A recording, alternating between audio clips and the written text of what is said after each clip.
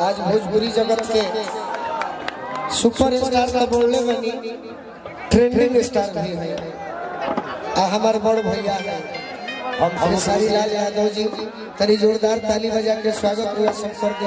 आप सब बीच में भोजपुरी सुपरस्टार गायक फिल्म अभिनेता खेसारी लाल यादव आकार हो गया। जोर ताली बजा के सम्मान बढ़ाइए। आपके इस सुरपुर शादी उत्सव में उपस्थित है, स्वागत अभिनंदन और वंदन है। और हम सब के भाई कश्यप भैया सोनू भैया है, सबका स्वागत अभिनंदन है। हाँ फोटो सेशन हो जाएगा, परेशान मत होइए।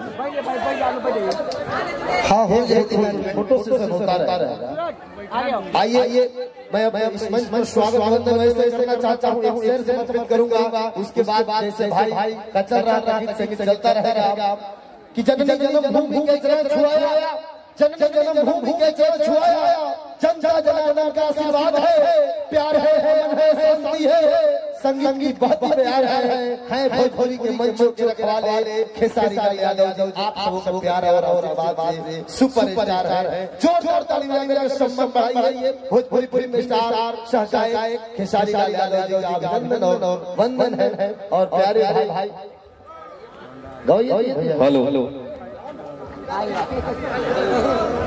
अभी एक गए भाई गोलू को गए, आप गए? अच्छा हाँ एक की फोटो खिंचाऊंगा, उसके बाद सारे किसी को फोटो से सनबे मत कीजिए। तो आप लोगों से बारी काल अकेले खाली फोटो खिंचा जाए। ए बड़ा गाल नहीं।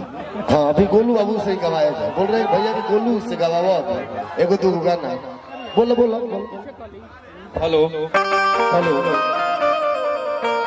यदि हिंदुस्तान का सबसे अधिक सौंदर्य ऐश्वर्या राय के पास है, यदि हिंदुस्तान का सबसे अधिक सम्मोहन अमिताभ बच्चन के पास है, तो हमारे पास सबसे शान की बात है कि सोनपुर में आपके जैसे लोग और हम सब लोग के खेसारी भैया हमारे पास है। एक बार जोरदार ताली बजाकर सम्मान दीजिए खेसारी भैया के लिए, क्योंकि कीमत पाने की नहीं प्यार की होती है, कीमत पाने की नहीं प्यार की होती है, कीमत दरिया की नहीं रवानी की होती है।